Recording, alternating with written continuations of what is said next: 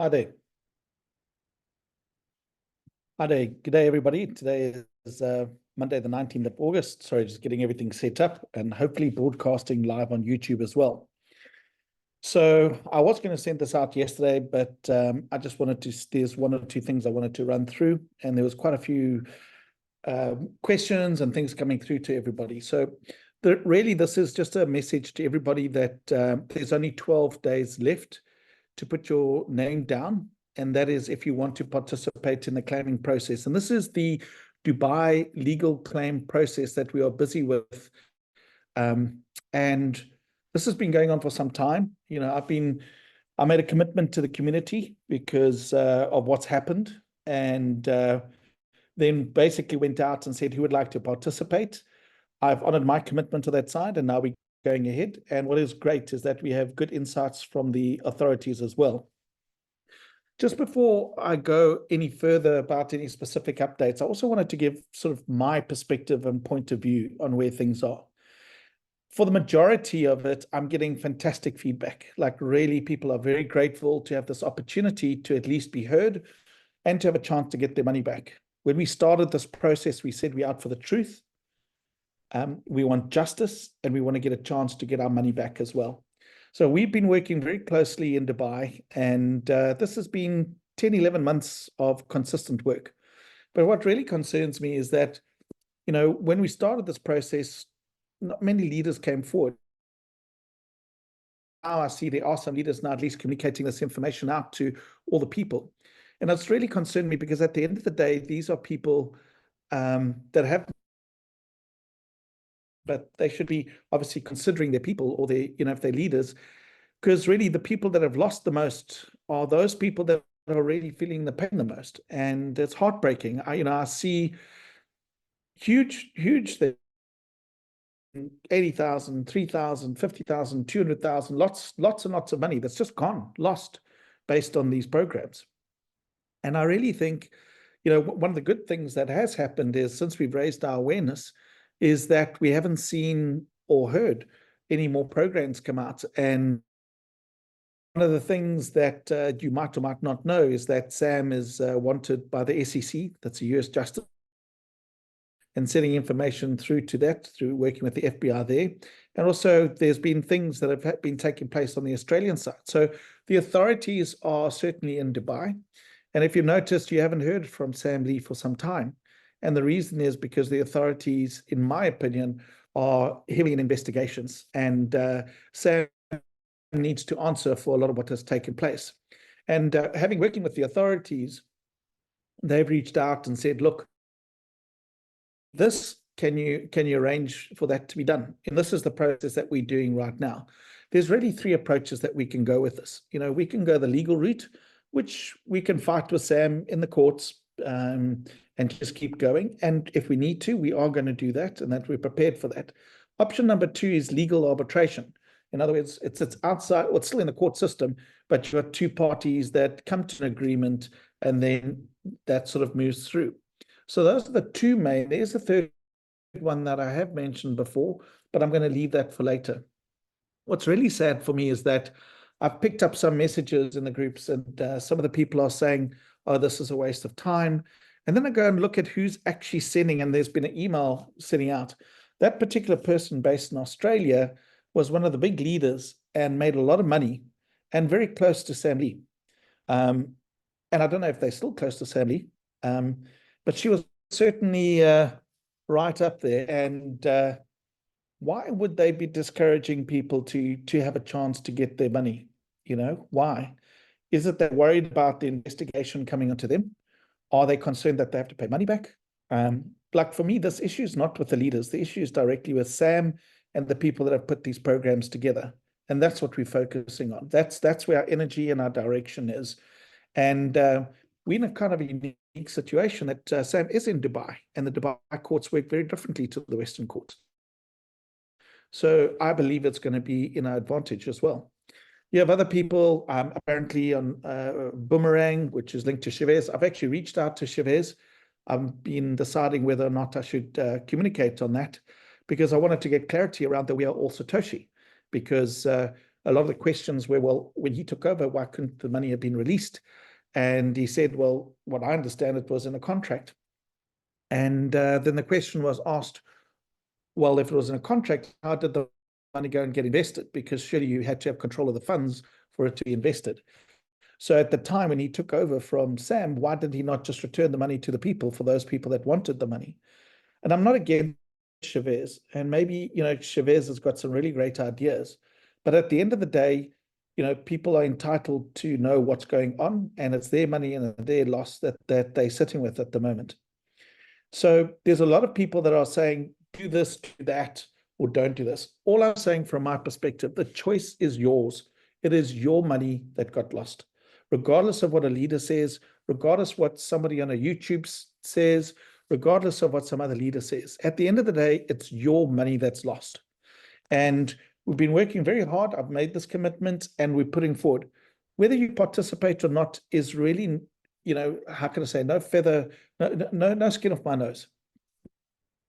But it will be very sad if you miss out on this opportunity. And should we be successful, this is probably one of the key opportunities that you have. Because once this is closed off, please don't come running to me. I've been busy with this for a long time. I've communicated to many people about this, and $15 is not necessarily going to break the bank if you have been putting a lot of money into these programs. Remember, whether you, were affected in Hyperverse or VidiLook, it doesn't matter. You're putting one declaration into the authorities, and we're working closely with that. So the choice is yours. You make the decision of what you want to do. But if it was me, I would want to have done everything I can so I can put this matter to rest. I'm sure this is still a nightmare for people, and the destruction that it's caused. If we got one hope of maybe putting this all together, and we do as a community, how is Sam going to defend that position when all the information is presented to him in Dubai? That's the question. And I do believe as a community, we stand strong together and we're well organized and we know what we want to do. Anyway, that's it from me. From our side, we're working as hard as we can. We've really made some good progress. So I just put this out here just so people that might not be aware, for the US, Sam has been identified for a 1.89 billion Ponzi scheme. It's actually more than that. Our figures show around about 6.7 billion. Then, in Australia, Sam used to be involved in Blockchain Global. There's questions on that of a $50 million, roughly 48, 49, and you can see there fled to Dubai. So Sam has been carrying on with certain stuff. Now, Sam has maintained that he's innocent. And sure, Sam, as I said to you way back, if you're innocent, well, then let's go to the courts and let's decide. I believe that people have the choice and have the opportunity and have the right to know what the truth is. And that is what you're doing now by participating. You're exercising choice and the option to get to the truth. Because for certain, for me and all the people that I know that got affected by this, I want to get answers. And I'm sure you guys do too. So if you still want to participate, we're closing off at the end of August. I sent out an email. The link will be available to the end of August, this year, August. So please, if you are interested, talk to people that you know that was involved. Somebody's got a link. I have been communicating out on a large database. Please just reach out to each other and participate. What's it, 3 or 4 cappuccinos or 2 cappuccinos in some countries, maybe 1 in others. But really, this is a chance for you to at least have your say and get your view across and your claim to the authorities. We are finalizing on the submissions. We've had one of the things that we've changed is around the hyper claim, because we want to make sure that we can claim on the multiple accounts. So you'll be doing submissions of your own declarations. We're coordinating that whole effort, putting it into the certain databases and providing that to the authorities, plus the proof that you're going to have with that. And we would like to target the week of the 28th of August to start those submissions. We might start a little earlier, but then it will literally be step-by-step guide to upload everything. We would like to be able to try and do that within sort of a 10-day period, 11-day period. But the cutoff date will be the 15th of September. So if you want to participate, you have until the end of August to enter your details to say, yes, I want to lay I want to try and claim my money, or I want to have my say, send it through and put your declaration through. And after that, I'm going to have to switch it off. I just can't keep it open. It's not fair to those people that have participated. So this is what the form will look like. I just did a test before I sent it out. We've had almost 1,000 people as of yesterday and today. So this is what the form says: to buy like legal case, and it just gives you some basic. Now we're only looking for 4 things here. It will be your name, surname, email address, and country. That's it. All the other information will be done when you do your declaration.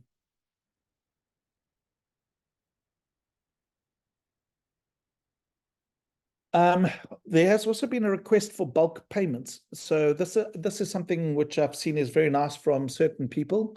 They've been concerned, or maybe they had made money in these programs and the other people had lost money. So these people are at least standing up and saying, look, if we've got a chance to get our money back or help these people get the money, I'm jumping in. So if you are going to do what we call bulk payments, please, the email address at the bottom, take a screenshot, ask roryc@gmail.com or roryconnick@gmail. All I need, in whether it's an Excel spreadsheet or you can list it out, is the name, surname, email, and country. And when I say unique email, please make it the person's email address. In other words, the person that is actually going to be doing the claim. So if you, let's say John, and your email is john@eft.com, okay? If you put john@eft.com for all the different emails in the invoicing system, it's not a unique email address. So try and make sure that those emails are unique, linked to the people that are busy with the claims. So we will make sure that those invoices are then sent out, and then there'll be a receipt. So how it works essentially is we're sending out invoices.